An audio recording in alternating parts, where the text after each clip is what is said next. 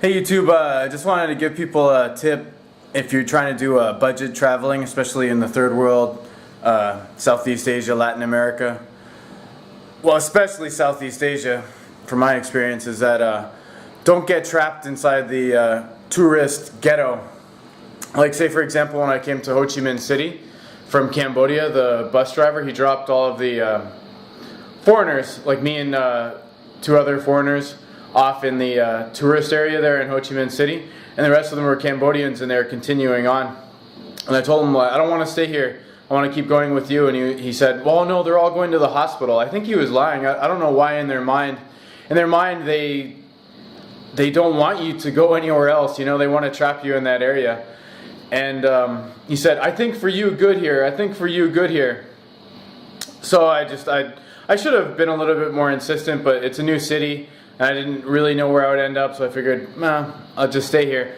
But then I had all kinds of problems trying to get out of there. All of the taxis wanted to rip me off trying to get out of there. I was trying to get advice on like what district to go to. Nobody would, you know, recommend anything for me. It's just in their minds that it's so closed. They can't fathom you like living somewhere else. Once you get stuck in those areas, it's a little hard to get out. You know, and everything is more expensive there. Taxi rides are more expensive. Hotel is more expensive. Water is more expensive. The way people treat you, I find, is kind of, you know, discriminatory. They kind of look down on you. Whereas if you get to the more local areas, everything's more interesting, cheaper. Even if you get ripped off, it'll only be by a little bit. Where in the tourist areas, it could be 5 times as much as what the locals pay. You know, and like I said, it's not a learning experience.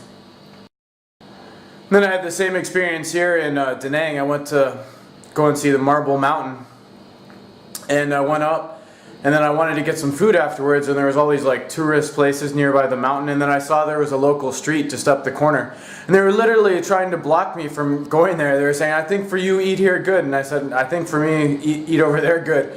And they were, you know, kind of like standing in my way. They were trying to almost tell me that I couldn't go there, you know? It's like they really want to keep you in those tourist zones. But, you know, if you want the real experience and you want to save money, you need to get out of the tourist ghetto.